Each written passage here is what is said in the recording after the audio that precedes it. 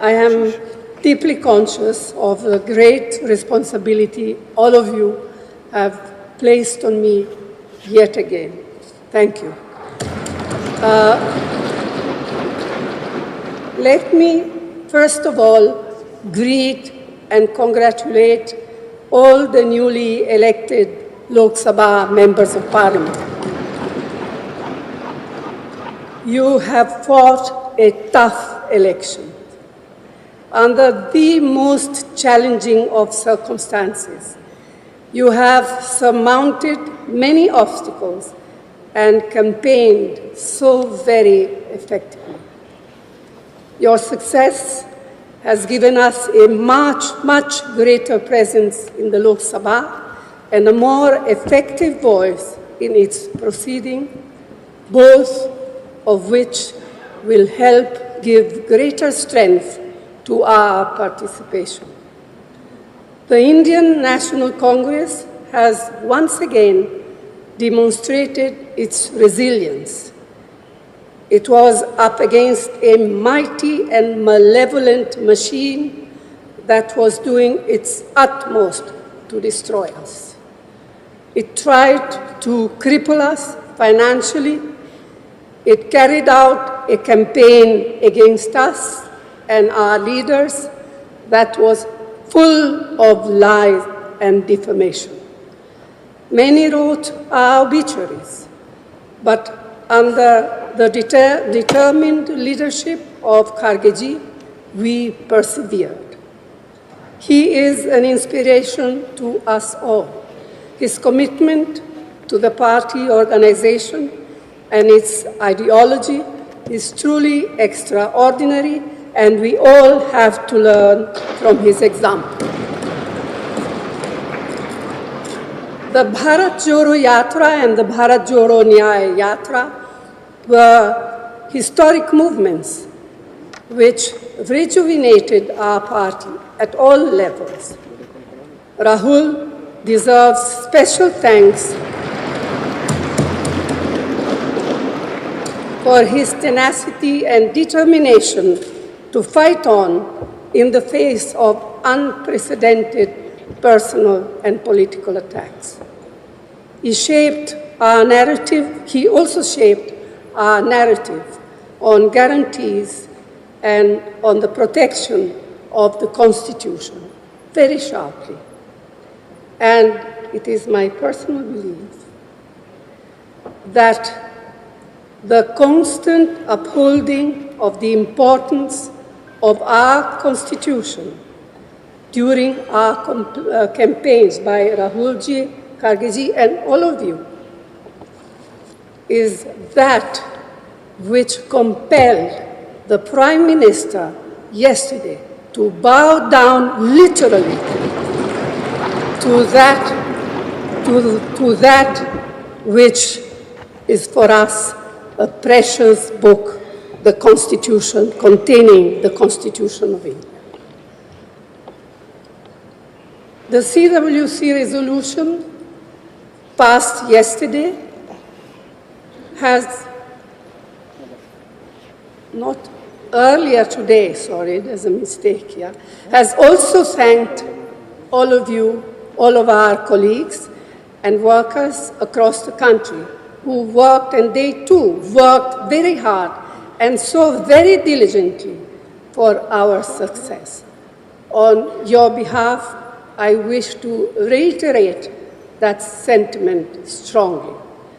Lakhs of workers in both rural and urban areas have stood by the party in the most difficult of times. We salute their courage and commitment. We owe them a debt of gratitude. Ours has also been a campaign where we have functioned truly as a collective.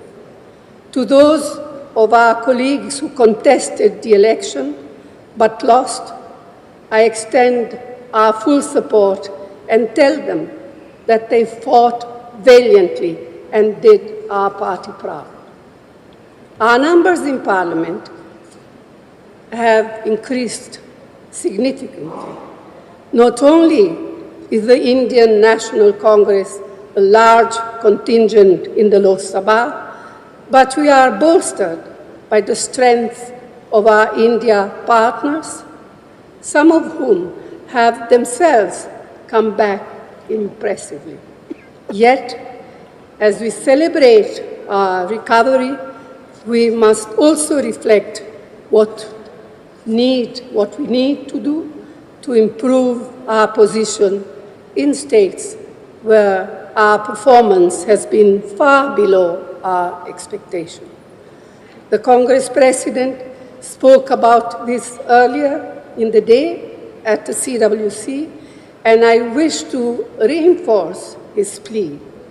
The Prime Minister, who sought the mandate solely in his name to the exclusion of both his party and its allies, has suffered a political and worse, a moral defeat. In reality, he has lost the mandate he sought and thereby lost the right to leadership as well. Yet, far from taking responsibility for failure, he intends to get himself sworn in again tomorrow. We do not expect him to change the substance and style of his governance, nor take cognizance of the will of the people. That is why, as members of CPP, we have a special obligation to be watchful, vigilant, and proactive in holding him and his new N.D.A. government accountable. No longer can and should Parliament be bulldozed like it has been for a decade now. No longer will the writ of the ruling establishment be permitted to disrupt Parliament whimsically, mistreat members, or push through legislation without due and proper consideration and debate. No longer can and should parliamentary committees be ignored or bypassed like they have been since 2014. No longer will Parliament be muzzled and stifled as it has been over the past 10 years. We have challenging times ahead. We have to be alert, prevent any attempt to increase polarization and erosion of secular and democratic values.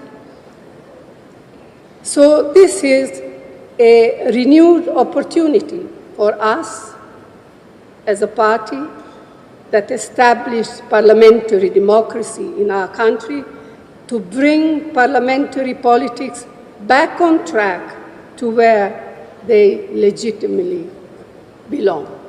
In this election, the people have voted decisively to reject the politics of divisiveness and authoritarianism.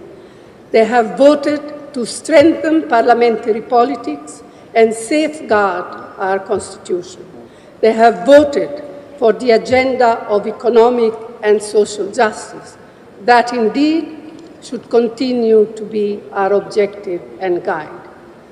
Friends, this is a very emotional moment for me, for us all, especially the newly elected members of Parliament.